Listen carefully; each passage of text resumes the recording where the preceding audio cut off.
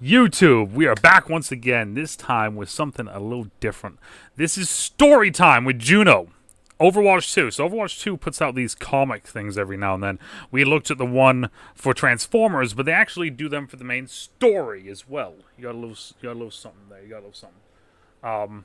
So they do them for the main story. Recently, they actually showed the Venture one. I think I actually showed the Venture one either on stream or in a video. I don't remember. But they did the Venture one with the voice actor. And it was a really cool thing. This time we have a Juno story time with, and I can't pronounce the name because I haven't heard it. I'm going to say Zenthi Hoon? Could be wrong. The voice actress for Juno will be reading us the story. So let's get into this. I'm very excited to see how this is because I want to know more about Juno because we don't really know a whole lot about her, I feel like. So, with that being said... Hello, my name is Zenthi Huen, and I voice Juno from Overwatch 2. Today I'm reading The Red Promise. Oh. Here we go. The Red Promise. My parents left Earth on a secret mission. Project Red Promise. Okay. They had a dream. To expand the reach of humanity. Their work was unprecedented and dangerous. Yeah, nothing's gonna go wrong here. But also important and exciting. Jiayi, I have the latest ionization reports. Full of possibilities. Possibilities like me. Hey! The first Martian. Well, the only Martian. Okay. But I was never lonely. Everyone treated me as if I were their own. Okay. Chúc mừng thôi nói. Oh, look at you. Oh, not in your mouth, Juno. The base was never intended for children, but I grew into it. Interesting. Still, what was inside the base mattered less than what I could see beyond it. Juno, it's not safe! My family came up with an idea. Everyone pitched in to make me a suit of my own. I may not have had a PhD in astrophysics, but I learned a lot from my family.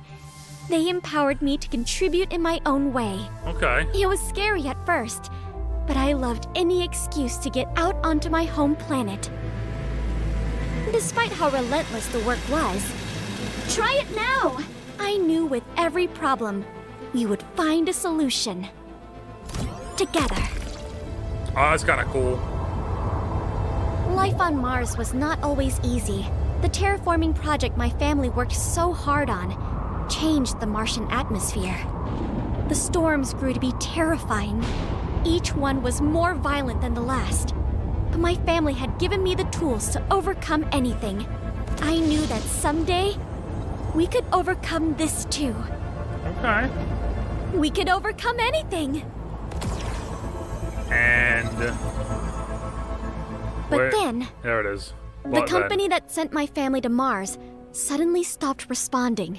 My family was only ever meant to kickstart Project Red Promise. They had expected a much larger wave of personnel and supplies, but it never arrived. Go back to Earth? Not enough resources for a return journey. How many years can the base hold up against the storms? We need to run full diagnostics. Come up with a plan. Oh, she's panicking. They tried to shield me from the fear and anxiety they were feeling, but I could tell we were working with limited time. A few months later, my family brought me to the docking bay. They had used their limited resources to build me a ship of my own, and said it was time for me to chart my own course. But I knew the truth. You want me to leave? They were giving up their hope so that I would have a chance. And There it is. I would not accept that.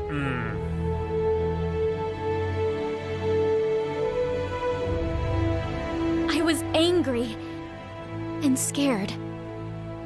Mars was the only home I'd ever known.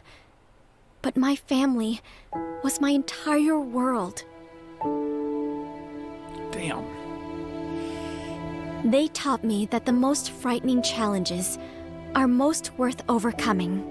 And there must be others out there who believe the same. Is that May? Is that May? Climate data. Upload complete. When it was time for me to say goodbye to my family, was May. I told them I would see them again. I know they didn't believe me. It's time, Juno. But I can believe enough for all of us. I must. My parents came to Mars with a dream. To expand the reach of humanity.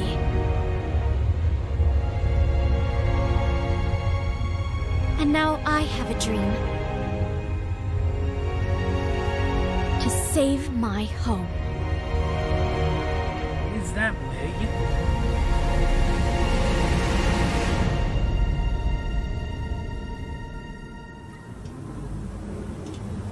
Okay, cool background or a cool story. I was wondering when things are gonna go wrong because you know it's Overwatch.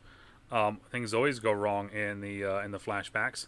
So I was wondering when it was gonna go wrong, right? Which is terrible to say. I was wondering when it was gonna go wrong, but yeah, no, this was really cool. I like this. This really helped with kind of giving us a little more information about her, right? Because we didn't really have a whole lot of information about her, it feels like. I want to say, like I said, I've said it like 3 times now, but I want to say that was May. Which is interesting because they said that they stopped sending data. They lost communication. And if it was Echo Point in Antarctica, which is where May worked, then that would make sense because they lost communications, right? When they went into the deep freeze. They went into the freeze, and May's pod is the only one that opened out of all of them. So it makes sense that it was Echo Point Antarctica that they were talking with, and that was who was going to send them more stuff, and that would make so much sense. And also the picture with May and her mom.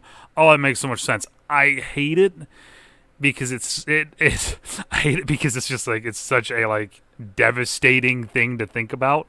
But like that makes the most sense. This is cool though. So Juno basically was born on the planet. Only knows the planet. Only knows what she knows from the scientists on the planet, and now she has come to Earth. Yet again, another outsider coming down. So her whole mission is going to be to make sure that she can get her family back home safe. Cool. I dig it. Very interesting. I like these. These are really cool. These are really cool, actually. Doing this comics, but having the voice actor do it as well adds a whole nother level to kind of like the almost the connection between the character and the viewer, which I really like. So I'm intrigued. I'm very excited for the next season.